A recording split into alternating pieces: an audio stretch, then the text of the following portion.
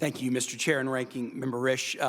Secretary Blinken, thank you for the time that you've spent with us today. It's an important hearing, and there will be many more. I'm going to a second one in the Armed Services Committee in about 2 hours, and I expect over the course of the next weeks there will be many. And I'm just going to really speak from the heart to kind of set out what I'm thinking at a very important moment, a complicated moment. I'm the father of a Marine. I come from a state that is very, very heavily affected by the wars of the last 20 years. It was one of the states that was attacked on 9/11. And in the weeks of August and early September, this is basically what I've done. I've watched Afghanistan on television. I've talked to active duty and veterans. I've talked to you and other colleagues. I have visited the Pentagon for the Pentagon employees' commemoration of the 9/11 attack. I went to Arlington on 9/11 to go to the fire station where the relief effort was spearheaded. I've also gone to Fort Lee, as you have, to see the incredible work that's being done to help Afghans who've stood with us integrate into American life. I've been to the Dulles Expo Center to see these families that have traveled halfway around the world, still traumatized, but looking forward to a chapter where they can be free. And I have a lot of emotions. And so let me just tell you what they are. They're sadness, and their anger, and their pride, and their relief.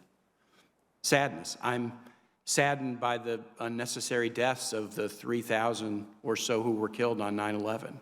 I'm saddened by the deaths of more than 7,000 U.S. troops. I'm saddened by the deaths of more than 8,000 American contractors. I doubt there's been a war in the history of the United States where more contractors died than troops, but this global war on terror is one such war. I'm saddened at the deaths of 400,000 innocent civilians in Iraq, Afghanistan, and Syria. I'm saddened at those who are now going to have to live under Taliban rule. I'm particularly saddened for the families of the 13 troops who were killed. To lose a child in any circumstance is horrible, and war is horrible, but in the last days of a war, that has been declared over and is winding down, I don't know how that wound could ever heal for a parent, and yet those 13 died to save the lives of about 120,000 people who will have the chance to live in a freer and better society because of their heroism. I'm angry. I'm angry at the terrorist impulse. I was angry about it on 9/11/01, the urge to destroy with the planes flying into buildings and killing people indiscriminately, young, old, American, other nationalities, Muslim, Christian, Jewish, no religion. That indiscriminate urge to destroy, to blow up a demolition vest at the Kabul airport and kill 13 American troops and hundreds of your own countrymen and women, for what? That angers me. I'm angered that after 20 years of American investment in an Afghan security force dramatically larger than the Taliban, dramatically better equipped than the Taliban, that security force just melted away and failed. And the one thing I would be a little bit critical of you and the administration is the same point that Senator Romney was making earlier, and Senator Rubio. The notion that General Milley said that nothing I or anyone else saw indicated a collapse of this Army and this government in 11 days, I just don't think that's true. I know it wasn't the consensus opinion, and I know it wasn't the most likely possibility, but the possibility of a collapse was not 0%, and it wasn't 1%, and it probably wasn't 10%. It was probably based on what we've been hearing in this committee, and others have too. That was always it was a possibility that had to be grappled with. And I guess one of the questions that I'll get into over coming weeks is, if the administration really said nobody could see this coming, then that probably suggests that the contingency planning for something that was a real possibility wasn't all that it should have been.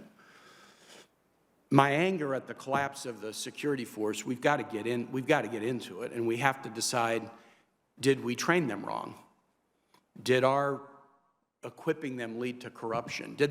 Were they good fighters that lacked confidence in their own military and civilian leadership? Did we want things for Afghans that the Afghan leadership didn't want for themselves? We had good intentions about what we might have wanted in Afghanistan, but let's face it, we can't get 30% of Americans to get a vaccine. We can't get 30% of Americans to acknowledge the results of a presidential election. Do we really think that we can determine what the culture of another country should be. I'm proud. I'm proud of those who served in so many different ways, from first responders who ran into the buildings on 9/11 to this generation of Americans, many of whom didn't come from military families necessarily, but who volunteered to serve. And not just serve once or twice, but this is the only generation, I believe, of the American military that has seen 5, 6, 7, 8, 9 deployments again and again and again, injured, wounded, carrying some invisible scars that will affect the rest of their life. I'm proud of their service. I'm proud of the country and my Virginians for what they're doing in welcoming Afghans here. The outreach from Virginians to my office, from our Vietnamese community, we want to help Afghans settle. From churches, where do we donate? How do we give to resettlement agencies? When I visited Fort Lee and Dulles, to hear the Afghans express their appreciation to the United States, and even in the midst of their trauma and their anxiety about the next chapter, to be excited about the opportunity to live in a place not under Taliban rule and have an opportunity for better lives of their children. I'm proud that even amidst all of the challenge, that's the way they look at us. And I'm proud of the military who are there who say, I've been deployed 5 times. This mission is the most important mission I'll ever undertake. But the last thing, and Mr. Chair, if you might indulge me, because I may go another 30 seconds past, I'm relieved. No one has said this yet. I'm relieved that a child born at Inova Fairfax today is not born into a nation at war.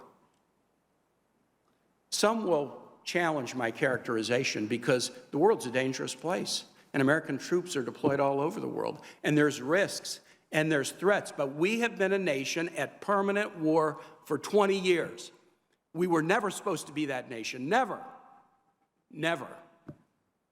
We were never supposed to be that nation. I heard a college student at George Washington say recently, I know nothing of war, because with an all-volunteer army, she doesn't have to, but all I know is war.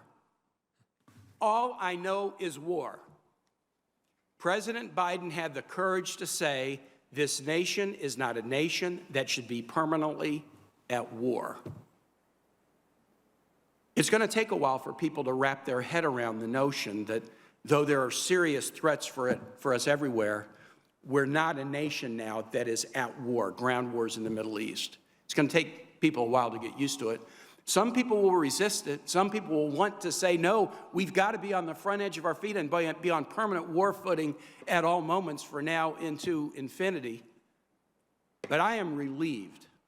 I am relieved that for the first time in 20 years, children being born in this country today are not being born into a nation at war. I yield back, Mr. Chair. Thank you.